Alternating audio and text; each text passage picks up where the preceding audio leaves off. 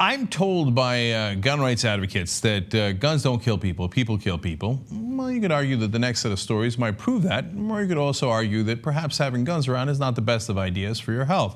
Well, recently there was a Mexican gentleman. His name is Oscar Aguilar. He's just 21 years old, or he was, and he decided to take a selfie with his gun.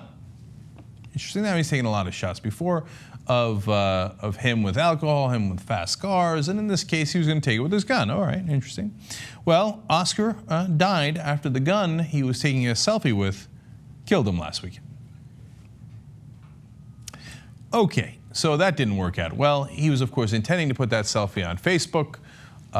Never got to put it on Facebook because he's dead.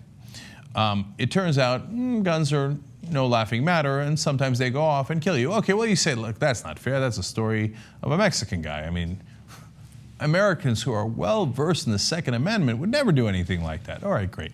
That brings us to Heath Vanek. In a completely different story, Heath Vanek decided that it would be a great idea to teach his children how to clean a 9mm handgun. This is from the website Addicting Info. There was just one problem. You kind of have to take all the bullets out before you do it. Turns out, as he's showing his kids how to clean a gun, he shot himself. Or as the website put it, during his helpful instruction, Vanek made the classic mistake of second amending himself on his own left hand. I'm not sure I could pronounce that, but I really like that new word. Okay? Now, the final part of that story is, it's even more embarrassing because Vanek is the firearms instructor on the police force. Oops. Now you say, okay, look, that's a Second Amendment, good old American, right? And he's from Texas and he's on the police force, but at least he didn't kill himself. So then we go to our final story. This is all from one day, and by the way, you could do this on almost any given day in America.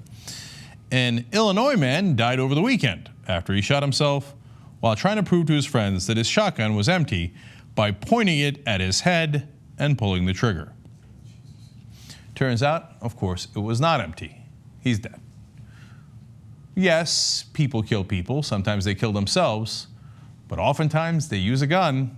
And if they didn't have that gun around, two of those guys would be alive, and the other one wouldn't seem to be quite the jackass that he is, both inside the police department and to his own kids. Turns out people make mistakes because we're human beings.